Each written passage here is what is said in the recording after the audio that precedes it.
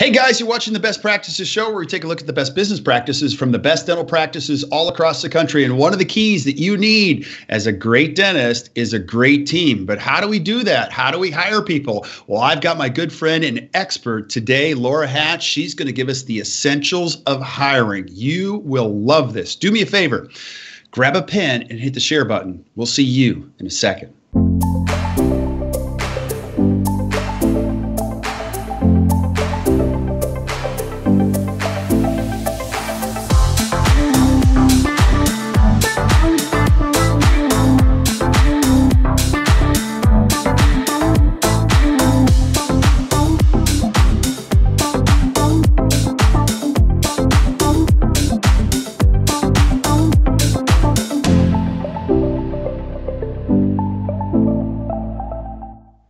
Hey guys, welcome back to the Best Practices Show. Thank you so much for watching. It has been crazy, and we're just grateful you guys are following and watching. We're up to 250,000 views a week, and over 15,000 subscribers all over the world and growing. So thank you so much for sharing, and thanks for all your suggestions. We get messages all the time on things you want to see, and today is one of the things that you want to see, which is a hard thing to do. And we're going to be talking about the essentials of hiring a great team, things you have to do with my good friend, Laura Hatch, which many of you have seen her before. But before we get started, let's do this. Couple show notes. We are shooting this live on Facebook. So if you're watching this during the live feed and you have a couple questions, which I'm sure you do, feel free to add them to the feed and I'll ask Laura directly and we'll get the answer straight from the expert herself. And then also, if you're watching this later on, maybe after the live feed, go ahead and continue to add your questions because we want to make sure you're getting the most out of this so that you can go back to your practice and apply it. Now, this person who I have had on many times before, you'll see why. We got a chance to know each other a while back. Linda Miles actually made the introduction, the two of us.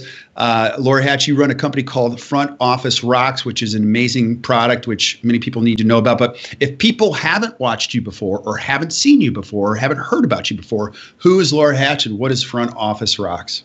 Well, nice to be back on the show. I'm so excited. You and I have so much fun when we do this. I'm an office manager. My husband is a dentist, and we have had 2 scratch practices so far in our history or in our background. My husband and I had a practice on the East Coast. We started from scratch, and we moved to San Diego in 2007 and opened a scratch practice on the West Coast. So I am an office manager. I run the dental office day to day. And I have Front Office Rocks, which is an online training website to help dental teams get the training in that they need. So I'm in it every day, and I'm trying to help as many dentists as possible every day. Yeah, and that's born out of necessity because, so many people were asking you for help, and you're like, I'm just going to start shooting some videos showing people what I do, right? Yeah, a lot of people would tell me I'd meet dentists, and they're like, well, if only I had an office manager like you. And I was like, okay, well, how can I clone myself? So luckily we have the internet. So I have over 180 training videos from the office manager perspective to help train the teams. And that's the best I could do to clone myself to help the offices out. It's awesome. It's awesome. Now, I want to talk about why this subject of hiring is so critically important because you do it every single day. And you were, before this, you were a professional recruiter. Is that correct? Yeah. So before I got into dentistry, my background, my bachelor's degree is in human resources. My master's degree is in organizational development. So basically the business side. And I was an IT recruiter. I was an admin recruiter and an IT recruiter for years. So I basically was an IT recruiter during the .com, everybody was getting big jobs while my husband was in dental school. So that was my former career prior to him asking me to come run his dental office. So I've got a ton of experience of hiring, how to hire well, what are we looking for when we're getting great employees. Yeah. And so if you're watching this is part 1. We're going to be talking about the essentials, just the bare essentials of hiring. We're also going to do another one on the bare essentials of firing or freeing up somebody's future. So be on the lookout for that. But what do we need to know? Like if I'm a young dentist watching this, what are some of the things I need to know about the hiring process and lessons that you've learned? All right. So let's start with the beginning. Okay. I feel that when we go to hire in the dental office, a lot of times we don't take the time before we even start advertising for the position to do our homework, to figure out what are we looking for. Is this your first employee? Is this an employee you're adding to a team? What traits are you looking for? I do feel that a lot of dentists feel like they have to have somebody that has 2 years of EagleSoft experience or 3 years of Dentrix experience. I personally don't feel that way. Part of the reason I started Front Office Rocks is because I feel that the dentist thought they needed dental experience. And if we can, I didn't have dental experience. I mean, I learned tooth numbers and surfaces and dental codes. I had the other experiences we need, which was customer service and sales and management experience. So first we need to step back and go, what are we looking for, right? What personality style, who would you want in the office? One of the things I suggest is if you're adding to the team, let's look at the team you currently have and say, where do you have some strong suits? Maybe you have a very organized person or a type A personality, but maybe you have somebody, you don't have anyone that's really chipper and happy, or somebody who is can handle bringing the stress level down. Like, you want to look for what you're missing or needing in your practice before you hire. Yeah. So I suggest you sit down and you do grab a cup of coffee or a glass of wine after work and go, what do I really want? What would be a great addition to my team? And then keep that, because we start to interview, we sort of get like, oh, well, that's not that important. It's kind of like when you start a diet, right? Yeah. You go, I'm going to do all these things. I'm going to work out. I'm going to eat these things. But then you go to a party and you're like, well, I'll just eat this cookie.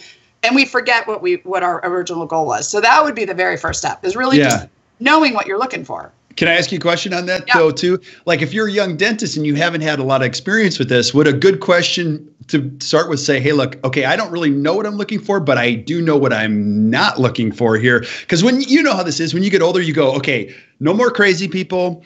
I don't want somebody who's got a horrible past and, they're going to bring that in here. Would you agree with that statement? Yes. And what I would say is, for a young dentist who maybe is hiring for the first time, you really do not, especially now with Front Office Rocks, sign up with Front Office Rocks, get help, it'll help.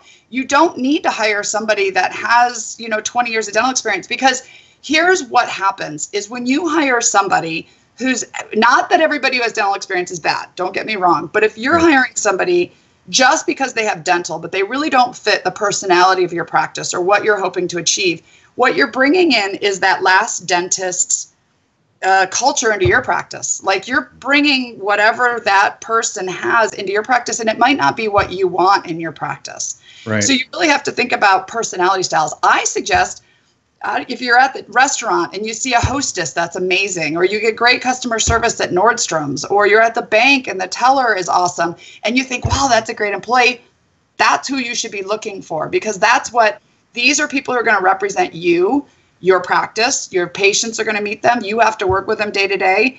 I would rather find somebody with a great personality, a go-getter, than somebody who knows Dentrix. Well, we can teach them that, Yeah, absolutely. So let's say you figure out the personality style, then take us through what's the next step? Okay. And one other thing, we were talking about new dentists. I'm going to add more senior dentists, people who've been in the industry a little bit longer. One of the things I'm finding right now is that for the senior dentists, people who've been around and hired and fired a lot, that they have this idea that there's nobody good out there, right? That, I just can't find. Hiring can be exhausting, and firing stinks, right? But if you have the attitude that you're never going to find anybody good, guess what? You're never going to find anyone good.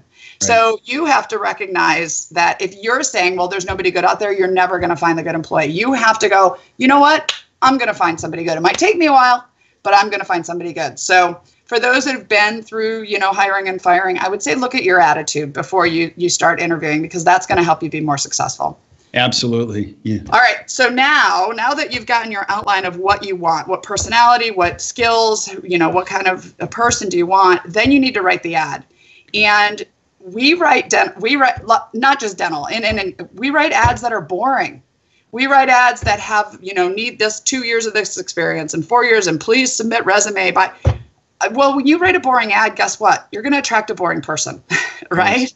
So unless I'm trying to, or a very conservative person, somebody who is, unless I'm hiring maybe a insurance coordinator, that's not what I'm looking for. I'm looking for somebody chipper and happy and exciting and can handle a lot of activity. So I want to write my ad accordingly. I want my ad, you're advertising a position in your practice. So it's meant to attract somebody.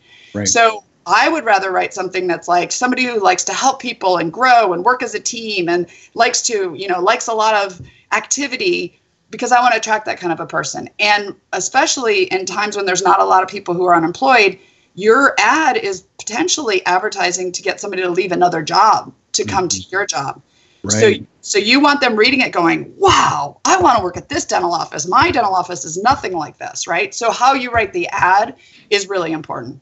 Yeah. So give me an idea. So when you're writing an ad, is it a couple, are you looking at 4, 5, 6 sentences type of a thing where it's a great opportunity, change people's lives, fun environment, ability to grow, likes working with a team, progressive dental office type of a thing? Are those the things you're putting in an ad? Okay. Yeah. You want it to be, what would invite people to want to come to your practice. So yeah, what you said, and it doesn't have to be, my dental office might be different than the dental office down the street. Mine's fun and loves music, and we, team build, whatever it is, but whatever you're attracting, you have to understand that that's the kind of person you want to attract. So if you write an ad that's, we're open 9 to 5 and Saturdays from 2 to 4, and we need 2 years of experience, you're going to attract that kind of a person. Right. And that's really, for the front office, we want the superstars, because that's the first impression for our patients.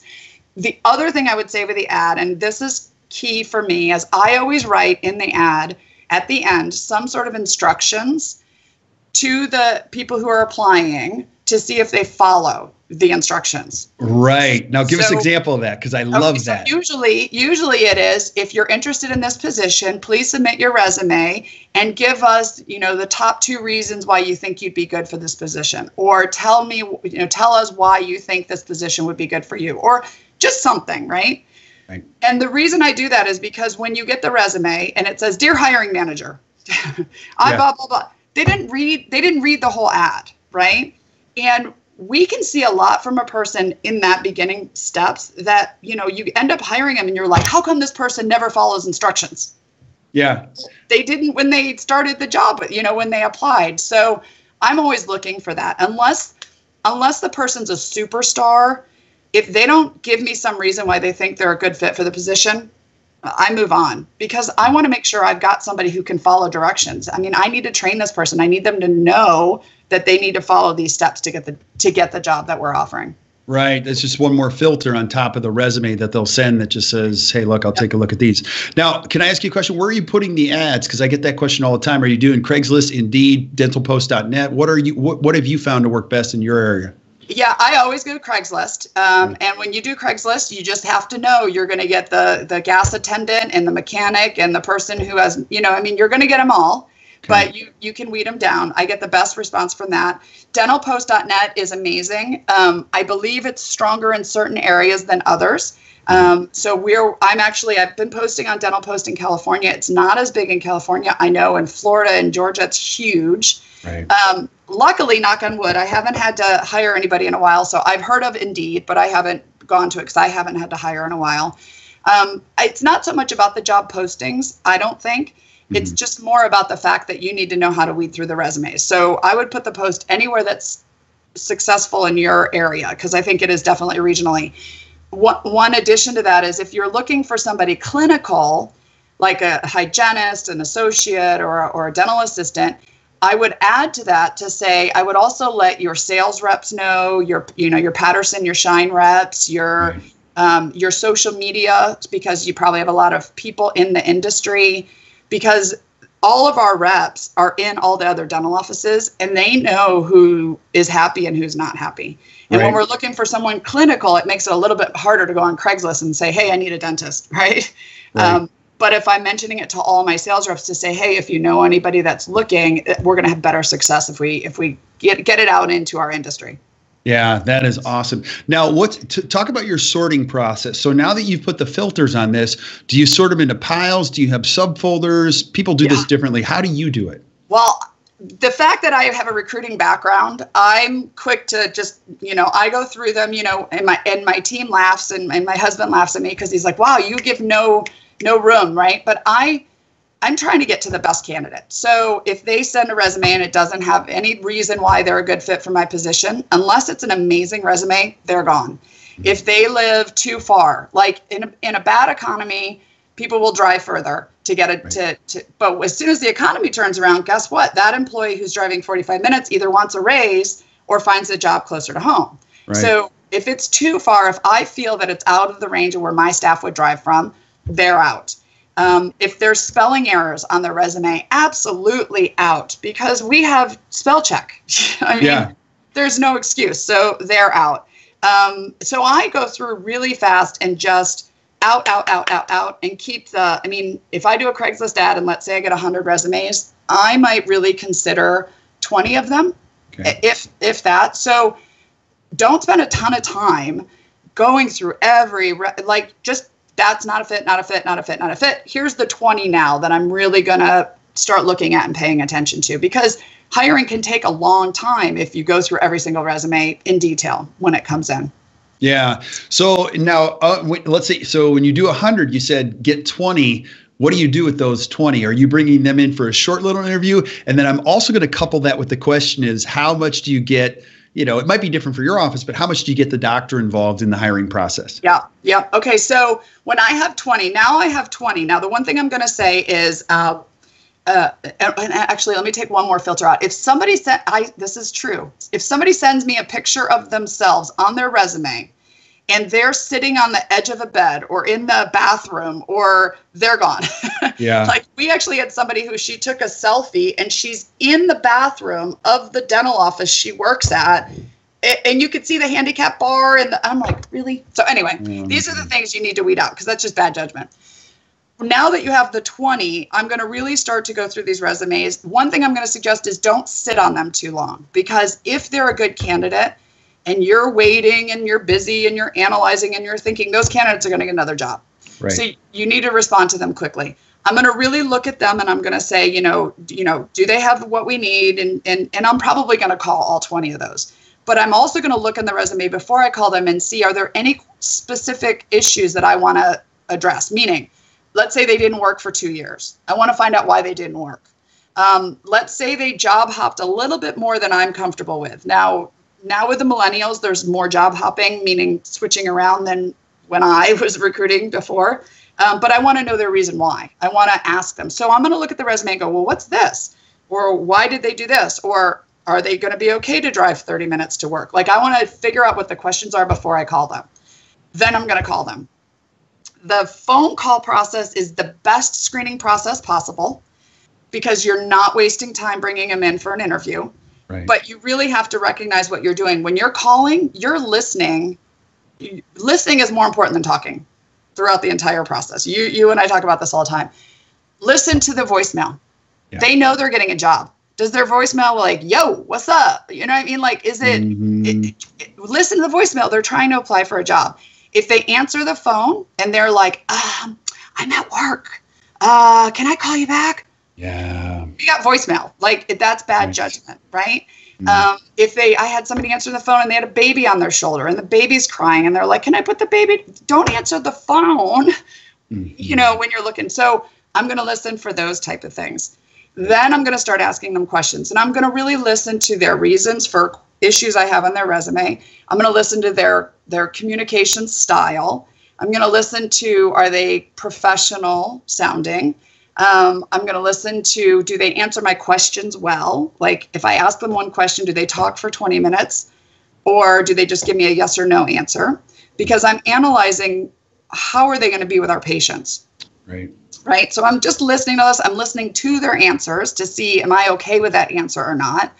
And then a lot of times, if I'm not 100% sure, I'll say, hey, listen, we're just going through resumes. So I'm going to talk to the doctor about this. I'll give you a call back. And I'm going to see, do they double check my name? Do they ask me when I'm going to call back? Do they find out the name of the dental office? Because again, a patient calls in and says, hey, I'm going to call around or whatever. And I go, okay, bye.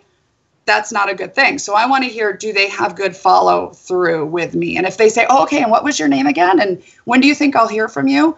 That's a good sign versus somebody that goes, okay, thanks. And then they hang up. So those are kind of like the things that I listen to on the phone call. Yeah. Now, can I go back to the questions? Because now this would be a whole episode itself, but from the legality standpoint of, somebody watching this might not know, there are questions you can ask and questions you can't, especially in California.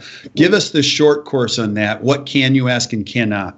Well, I would definitely say, because they didn't teach us in dental school, so make sure you look it up on the internet for your state, work with an HR company to make sure, because I've worked with my husband. I'm like, you can't ask that question. He's like, why? I don't understand. I'm like, you just can't, right? Mm-hmm. So there's things that, and I'm not even a HR, expert, but there's things that you can't ask. Do you have kids? And, you can't ask, I don't know. I'm trying to think of some of the questions, I don't know. I'm trying to even think, because I'm so careful about the things that you can't ask that I don't even go down that road. Yeah. I don't know. You can't ask how old they are. You can't ask kids, personal things. But what you can ask is, tell me your story. You can ask a lot of open-ended questions. And what I find, I don't know if you found this to be true, when you ask a good open-ended question, they give you way more than you would ever. You're like, oh my gosh, why didn't you just tell me that? Like we're in an interview. Open-ended questions are during the interview is huge. Now, with the phone call, this is where it's really important that you take the time to do the interview well on the phone, because you don't know what they look like at this point. So when it comes to any sort of, well, they didn't hire me because of this reason, you've never seen them. Right. So I would rather take the time on the phone call to go, does this person sound good? And you're not judging them at all on race, stereotypes, anything like that. But we tend to be busy. We get on the phone. Yeah. Okay, great. Can you come in for an interview? We could have spent more time on that phone conversation, really listening, and save us the time in an interview, because now we're committed to a 30-minute interview with somebody when really they didn't sound great on the phone. Let's take the time on the phone before we bring them in. Right. So maybe you've got the 20, you've gone through them. How many of them actually make it to an appointment with you, and what does that first appointment look like? Okay, so it depends. We took us 1.5 years to find our last dental assistant. So I feel the pain everybody's having. Sometimes I get lucky and I get 2 or 3 good candidates, and then sometimes I have to interview for months before I find a good candidate. So I don't think there's a special number. It's not like 20 gets down to 3, and of 3 you're going to find 1. I mean, You may go through the process over and over and over again, because what we don't want to do is try to put a square peg into a round hole. We're really trying to find the right candidate. There's 2 ways to bring them in at this point. You can do a one-on-one interview, or you can do a group interview. Okay. And I'm fine with both. I believe it kind of just depends on how much time you have and what you're hiring for. So when it comes to a hard to find position like a hygienist or maybe an assistant or associate, I'll probably just do a one-on-one interview, because, I'm not going to get 20 doctors who are looking to be an associate in our practice. But when I'm looking for a receptionist, a group interview works great, because, like for me, this is where I say my staff makes fun of me. If you come in to interview with me and I've determined in the first 5 minutes that you're not the candidate, our interview only takes about 8 minutes and you leave. I don't spend 30, 40, 50 minutes with you. You're not the right candidate, right? Mm-hmm. So I don't waste a lot of time, but some people who don't have hiring experience might spend 30, 40, 50 minutes. And if you do that over and over and over again, you're going to waste a lot of time. So that's where a group interview would work, where you would bring in 10 candidates or however many you get that are potential candidates. And then we're going to do the interview and do them all at once. If that makes sense. Yeah. Have you found one to be more successful than the other, or not really? Just kind of depends. It kind of depends. I mean, we've done group interviews and hired a couple of our latest front office staff that way. A group interview, there's a process to it. Right. So if anybody has questions, I can type it up and put it on the feed. I mean, there's definitely a process. They come in, they fill out an application. Half of them don't show up. So you eliminate them down to the 10 that show up. You kind of monitor them. I know some offices will put a plant in the reception area with them to see how are they talking when they're in the reception area. You're looking for how they write. Are they legible? Are they following the instructions?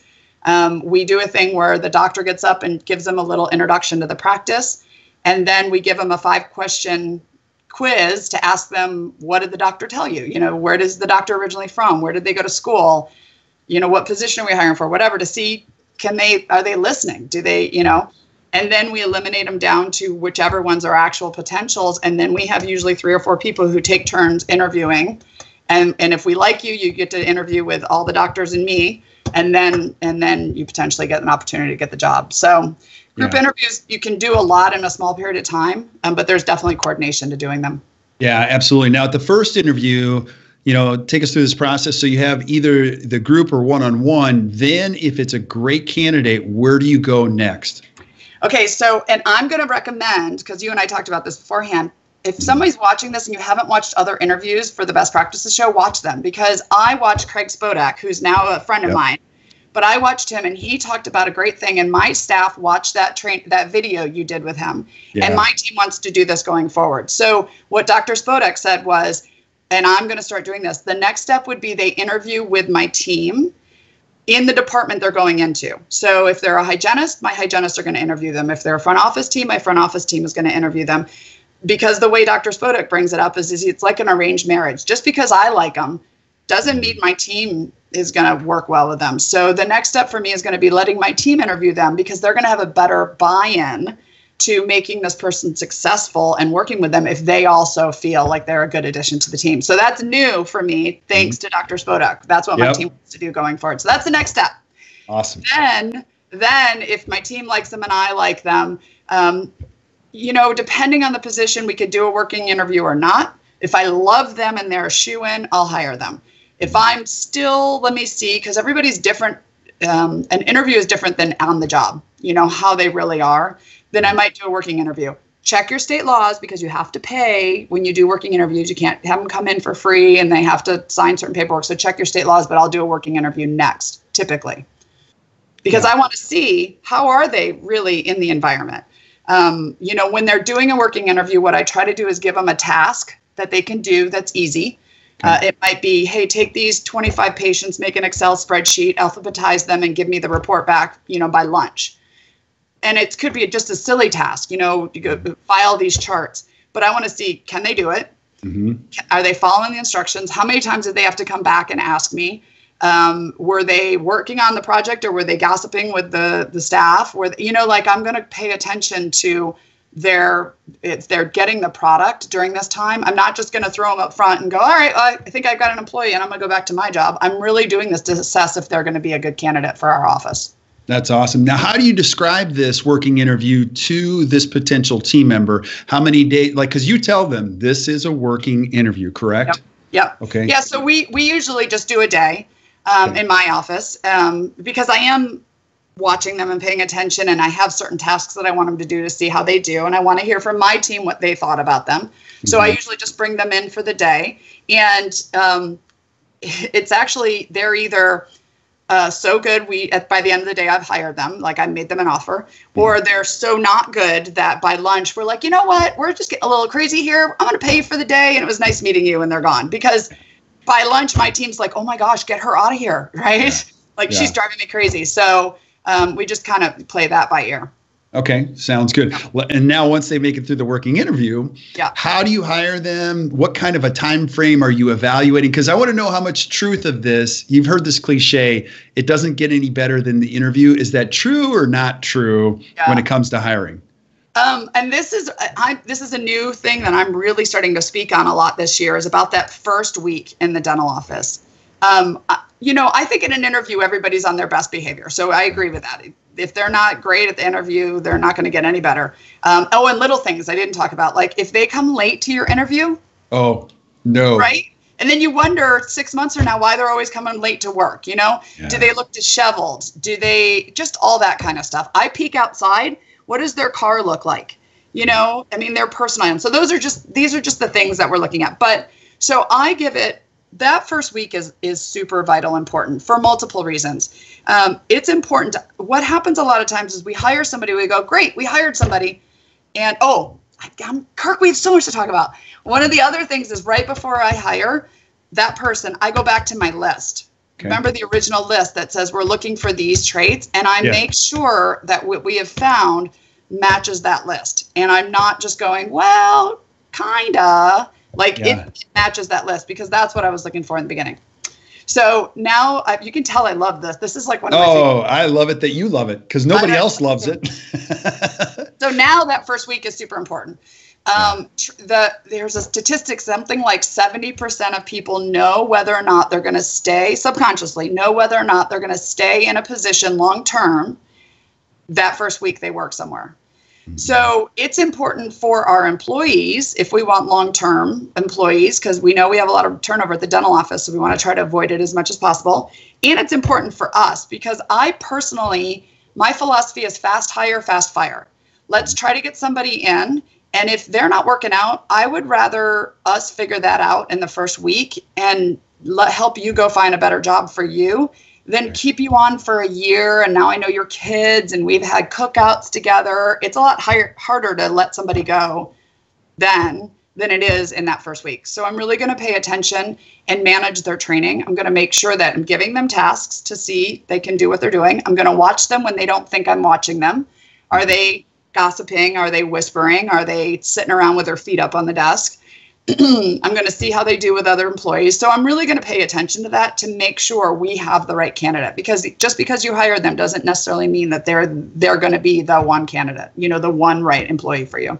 Right. And I have so many questions. Like, people talk about creeping on social media. Do you like that? Not tried it? Doesn't matter? Because you learn a lot about somebody when you follow them on social media. Do you do any of that or not?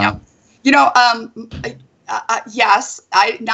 Yes, we do. I mean, I look out, it's not like one of my for sure things, but I'm going to look, I'm going to listen, I'm going to look at their email address. I'm going to see if I could see them on social media. I mean, they're out there. They know they're interviewing for a job. It's not a huge thing for me. Like, I don't go, okay, I need to check, but I think it's important to do. Checking references, huge.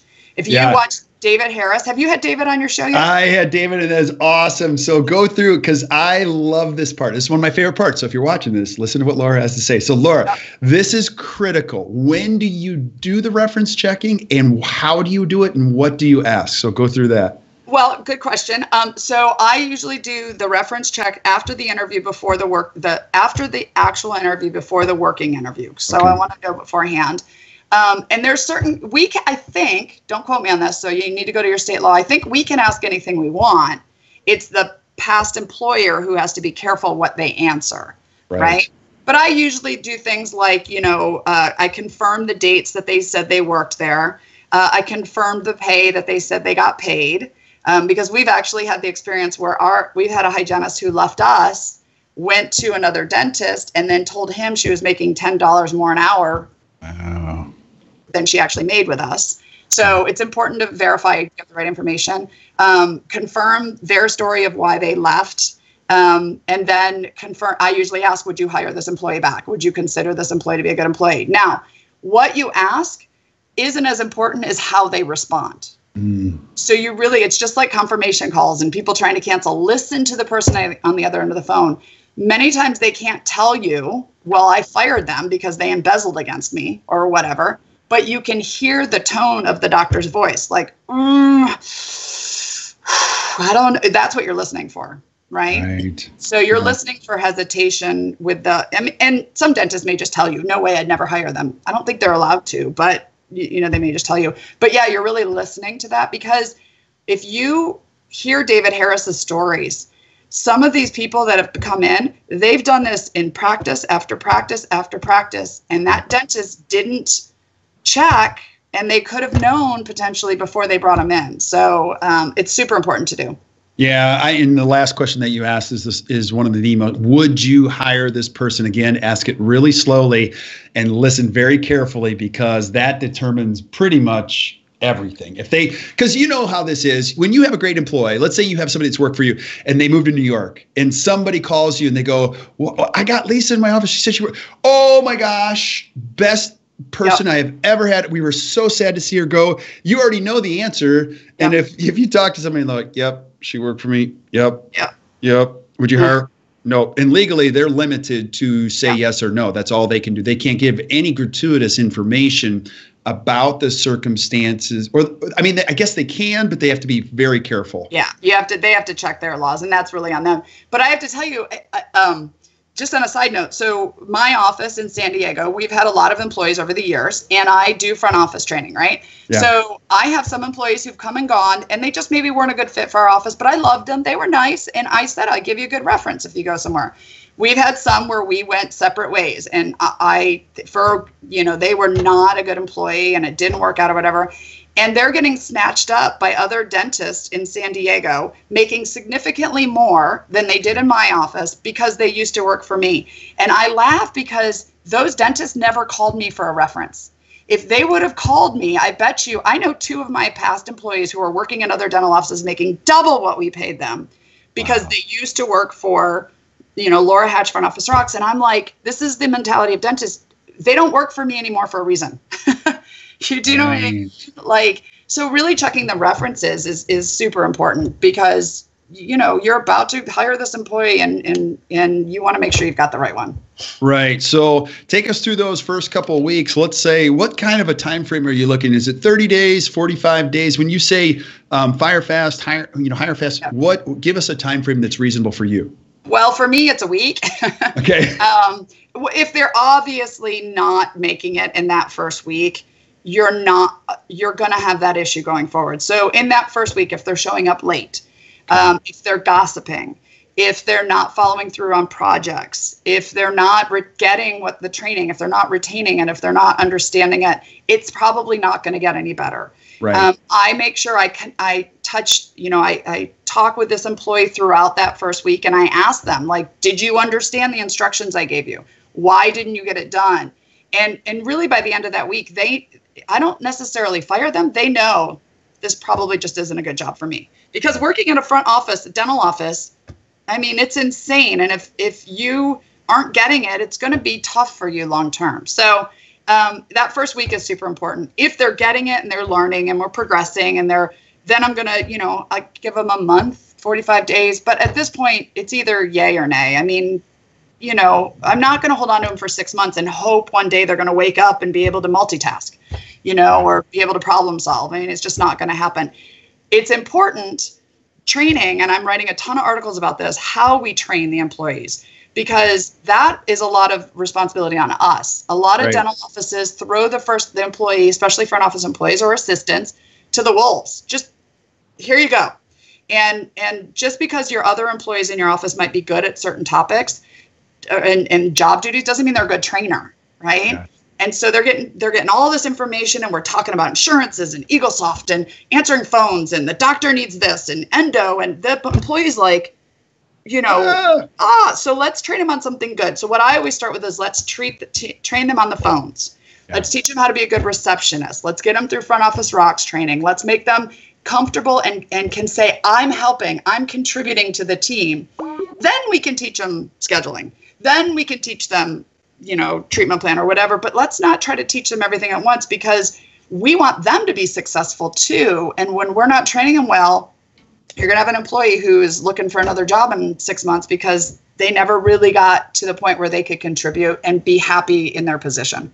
Yeah. So if you're watching this, as you can see, she knows what she's talking about. So this is critical, because bringing somebody into your team, this is like one of the most important things you'll ever do as a business owner, because it can greatly dictate your happiness or your misery, perpetual misery. So Laura, this is awesome. And like I said, you and I are going to do a ton of these, and we're going to do the next one on firing. But I know people are watching this, they're going to have questions. Explain how to get a hold of you, and then explain what Front Office Rocks is, how much it costs, what to do, and where to get it. Okay, so you can find me all over the internet, and my website is frontofficerocks.com. And Front Office Rocks is designed to help not only train new employees, but train your current employees, cross-train employees. There's over 180 videos on there, all short 10, 12-minute videos with quizzes at the end, so that you can train your front office team or cross-train, all for $149 a month. So you can do it in your office. It's all online. $149 a month. We have webinars. I have documents. The idea is to be a resource to help dentists in the front office. And you can reach me right in there. There's a chat feature. You can chat with me. You can send me an Ask Laura email, and I'm here to try to help as many dentists in offices as I can. So just find me at frontofficerocks.com. Absolutely. You're going to have to check it out. And then also, too, in the feed, please add any topics you want Laura to cover, because I've got about 13 of them we're going to cover in future shows. But if you want to add a 14th, 15th, 16th, I'll line them up and we'll get them scheduled. So, Laura, stay on for a second while we say goodbye to everybody else, but because I want to just cover a whole bunch of other things with you. But if you're watching, Thank you so much for watching the Best Practices Show. If you found today valuable, do me a favor, hit the share button and share it with your friends, because we want them to get this information too. So until we see you next time, keep watching the Best Practices Show. You guys have a great day.